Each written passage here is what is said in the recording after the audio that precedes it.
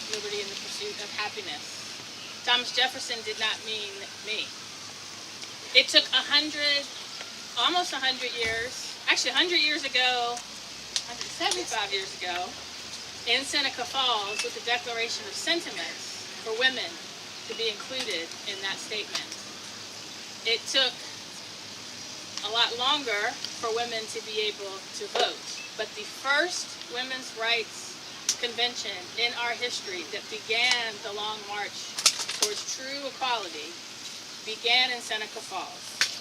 And we are here to not only commemorate that, but to commemorate the 100th anniversary of the ERA, which, just as the Seneca Falls Declaration of Sentiments was the sequel to the Declaration of Independence, the ERA is the sequel to the 14th Amendment. As a state legislator, I was proud to lead the charge to make Virginia the 38th and final state because of ERA ratification. Just a couple of things. It was a moment of pride when Jen McClellan and the other Virginia women legislators who are here, including our pioneering first woman Speaker of the House of Delegates in Virginia, Eileen Fillercorn. It was a moment of pride when Virginia became State 38 to ratify the ERA, and that should be sufficient for this to be added to the Constitution. And here is Representative Presley. Thank you so much. Well, it's a great day to make some history. It's what we women do. Good morning, Movement family. It is so good to be here with you on this morning, on the eve of the 100th anniversary of the Equal Rights Amendment. For nearly a century now, this broad, diverse, intersectional coalition of justice seekers has been organizing and mobilizing to enshrine gender equality into our Constitution, because constitutional equality is powerful and it is long overdue. How long have we been waiting? Too long! That's why we've been using every tool and every power at our disposal to get the ERA over the finish line. The power of the pen, writing legislation to remove the arbitrary barriers that have prevented the ERA from being ratified and affirming it as a 28th Amendment. We've used the power of convening, launching the first ever Congressional ERA caucus, shout out to Cori Bush, to mobilize within Congress to advance this priority forward. And we've used the power of the movement, building a powerful and transformative movement to achieve real, lasting change. We've used the power of the pen, the power of convening, the power of the movement, the power of our voices, the power of our feet. Just this week, I was proud to formally file a discharge petition to compel the House. Somebody from my team get the number on where we are on the discharge, because we're rocking and rolling on that thing. Somebody, can we find out? Anybody know? Getting close to 200. Okay, we're almost at 200. So we filed formally a discharge petition to compel the House, that's so nice, to force a vote on HJ Res 25, our resolution to remove the congressional deadline on ratification and affirm the ERA as the law of the land like 80% of countries have done around the globe. Haven't arrived yet. Senator Gillibrand, Rep. Dean, Rep. Jackson Lee. Okay, we are going to move to my dear friend, Delegate Eileen Fillercorn, the 56th Speaker of the Virginia House of Delegates. She is the first woman Speaker of Virginia and the first Jewish person to hold the role. Eileen?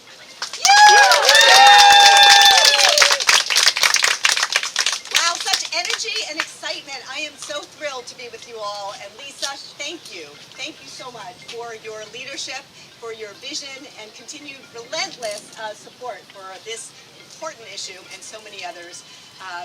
We wouldn't be here without you. And I'm so excited to think that all of you are going to be on this bus. How exciting. Congregating together here for a kickoff and then traveling together in support of something that is so important. And I would be remiss if I didn't start by thanking those of you that have been in the fight long before so many of us.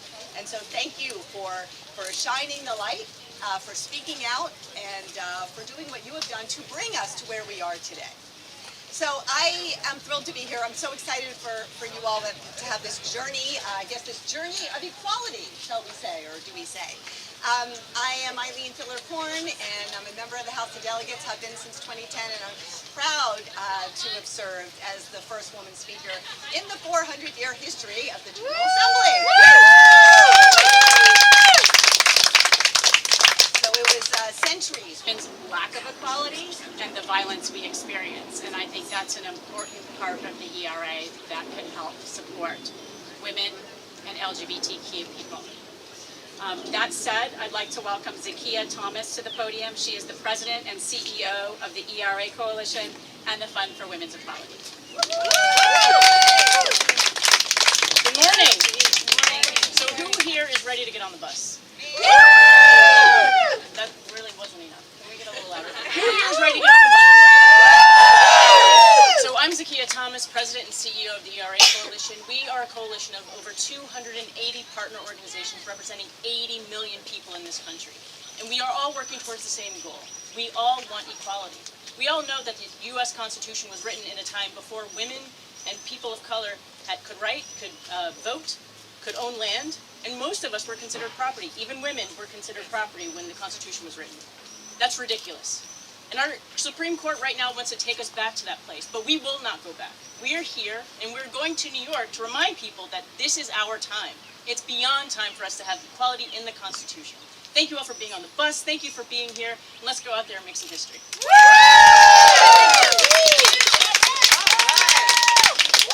Thank you, Zakiya. I would like to welcome Bear Atwood, the Vice President of the National Organization for Women, to the podium.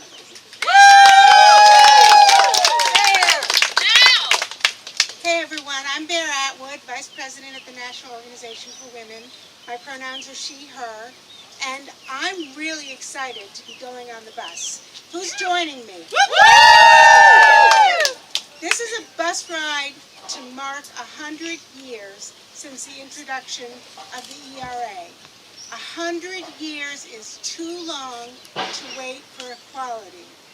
But it's not just to mark the 100-year anniversary. This is a call to action. This is a call to move forward with making the ERA a part of our Constitution. We have done our part. Congress ratified the ERA, and 38 states have ratified the ERA. And we have called on the archivist to do their part and put the ERA in the Constitution formally. It's already there. It's a part of the Constitution. We just need a signature. And this is a call to action to make sure that Congress passes resolutions directing the archivist to put their signature on the ratification. This is a call to action to inform and educate the rest of the country that the ERA is not yet in the Constitution, and that women and people of color and LGBTQIA people all deserve to be written into the Constitution and for there to be equality for all. So what do we say? ERA! Now. Yeah, I was going to say, when do we want it? Now!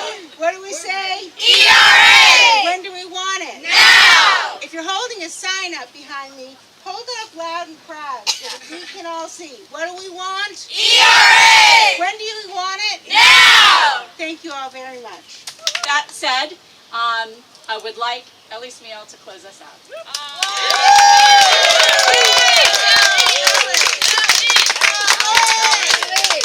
Well, we're all here with our bus gear. It's a beautiful bus, and it's just a symbol of where we stand. We're on the move. The ERA has momentum. 200, we only need 18 more. And we intend to keep at it. We got until the election. There's no question that we want 2 resolutions to pass. One that says the ERA is ratified, it is valid, it is in the Constitution, and the second one that the archivist signs it. Yes. So we're moving, and we are not only on the move through celebration of what happened in Seneca Falls 100 years ago, but celebration of what's happening now. We are 85% in the polls. What more do they want? Not only have we met every constitutional requirement, we now are phenomenally high in the polls. Yes. And that is growing. So there's no mistake about it. The Equal Rights Amendment's in the polls. Is in the Constitution. It must be rectified, recognized, certified, and what a party we'll have then.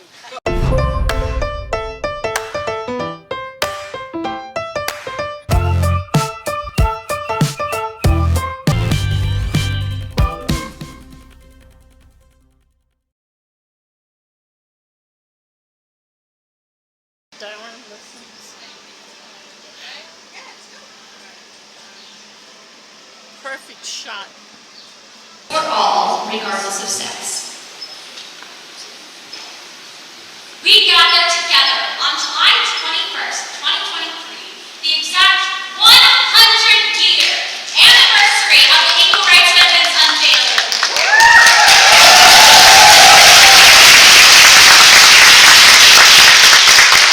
We are in the exact same spot at the exact same podium where our foremothers stood to commit to the honor of the 100 years of this struggle by ending it. And now we join together to declare our collective values. Abortion. So we're going to read one of the statements, and then we'll have invite all of you to say, I agree. So first we have abortion is a human right. Abortion is healthcare and should be safe, legal, and accessible to all, regardless of race, class, gender, age, disability, economic status, or geographic location. The ERA will help us to secure bodily autonomy and reproductive healthcare for all. If you agree with us, say, I agree. I agree. The ERA is queer and must center transgender lives.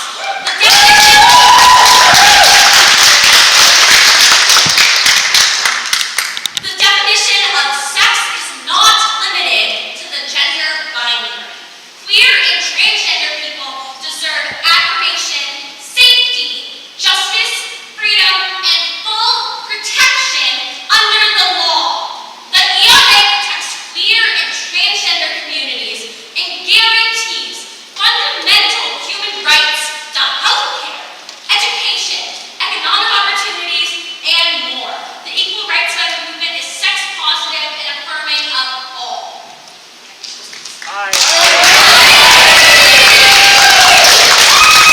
ERA is intersectional and committed to anti-racism. The ERA movement must courageously confront and challenge the historical and persistent racial disparities that plague our society through intersectional approaches that recognize the unique ways in which individuals bear the weight of multiple forms of discrimination simultaneously. We condemn state violence against marginalized communities, including mass incarceration, gentrification, and the displacement of Native peoples and vulnerable populations. If you agree, say, I agree! Economic justice is gender justice. We recognize that economic disparities that plague our communities and advocate for providing equitable access to opportunities. Economic independence and security are key to the feminist vision. We support the redistribution of societal resources and support one another in times of need. I agree! The ERA respects and protects religious pluralism.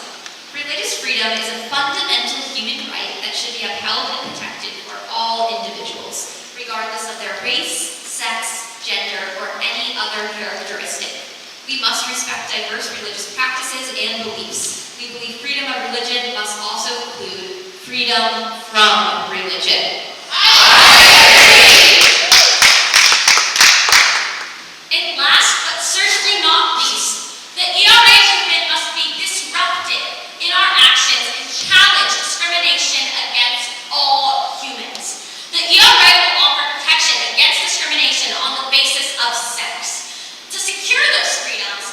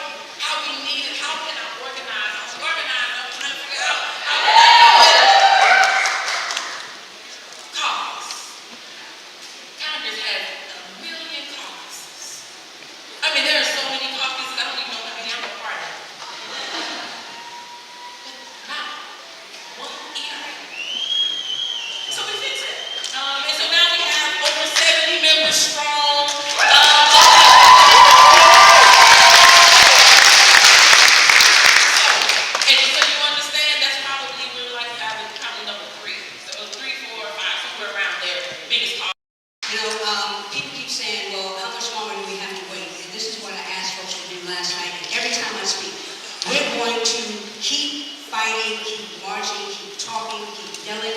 We're going to keep reminding people until we get it done. And so it won't be done until done o'clock. Tell somebody, done o'clock. Done o'clock. You know, I remember on one occasion, so I am black, I'm a woman, obviously, and I'm also a member of the LGBTQIA community. And I say to people, you know, I fight hard for this because in every area of my life I've always had to fight. I had to fight when I was in the Army just to be recognized as an officer. I had to fight as a minister in church just to be recognized, you know, that God did call me. I had to fight for everything. And so this is another fight that I've taken on, and this is a fight that I welcome. I was someplace at one time and had someone to walk up to me, and they obviously knew who I was when I walked in, because I saw them do like this, and they kind of stepped away from the podium where they were, and they came by and they said, I think you should probably leave. I said, why? Because making some people uncomfortable. I said, why? You know, I said, no, I don't know. Why? And he said, you know that already, he said, well, you know, it's your presence here and everything, you know, you just kind of change the energy, the atmosphere, and so nobody else will ask you this, but I figured I would come and I would ask you to leave. And I said, oh, is that true? He said, yes, so you should probably, and I said, so my presence here is making some folks uncomfortable. He said, yes. I said, well, how about this? If my presence is making some people uncomfortable, one of us ought to leave, right? He said, yes. I said, well, I just sat down.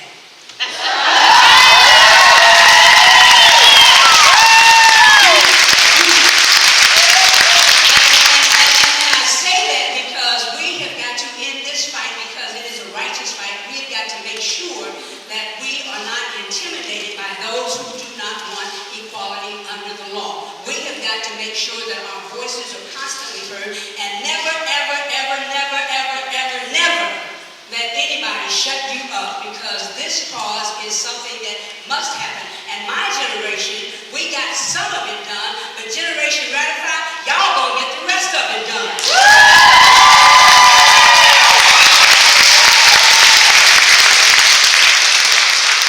Last thing I want to say, but I think Representative Bush is here. She's here. Let me say this. When I took on the ERA, I was told by so many people, some of my colleagues, we brought it in 2015, but Democrats didn't own either house, and so it got heard in committee, but it never got out of committee. And I made a promise to those who helped me get that far, that if they got me reelected, that it would be among the first bills that I would carry. And the Equal Rights Amendment was Senate Joint Resolution 2. And as we got started, so many people say, oh, you know, the people in Nevada didn't elect you to send you here for these kinds of stunts. I said, you think this is a stunt? Yeah, well, you know, it's just symbolic. I said, oh, really? Yeah, it doesn't really mean anything because of timing. I said, oh, really? And so I don't even know why you can't. And there's several people who kept coming up to me and saying, you ought to just leave this alone. Just leave it alone. And I said, I'm not going to do that, because when they came to me and asked me, I didn't even know that we had a chance of getting it ratified. I was unaware. I thought that in 1972 when it got stalled, that was the end of it. And so once I started carrying the bill, I said, I'm not going to quit. In 1978, for the extension, we only had a majority, and it counted. Why do they keep changing the rules on it?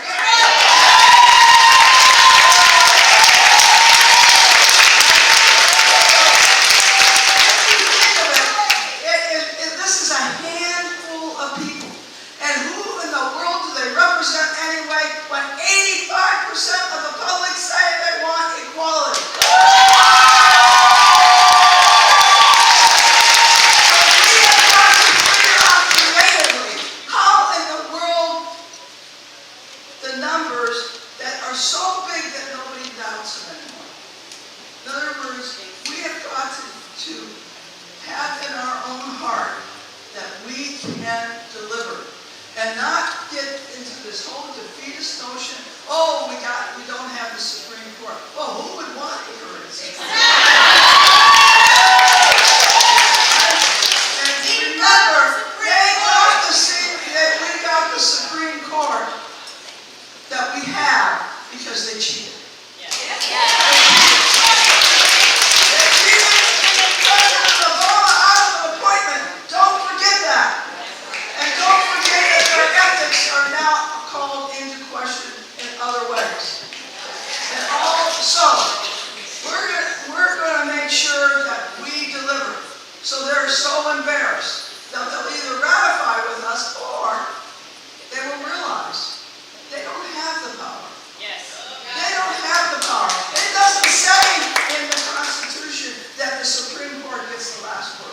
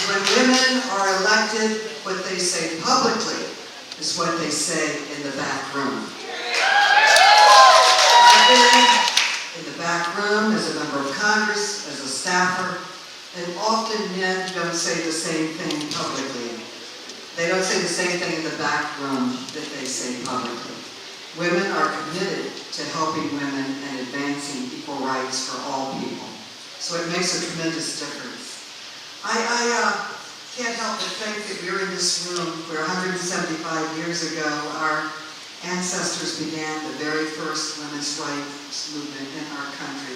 What an incredible legacy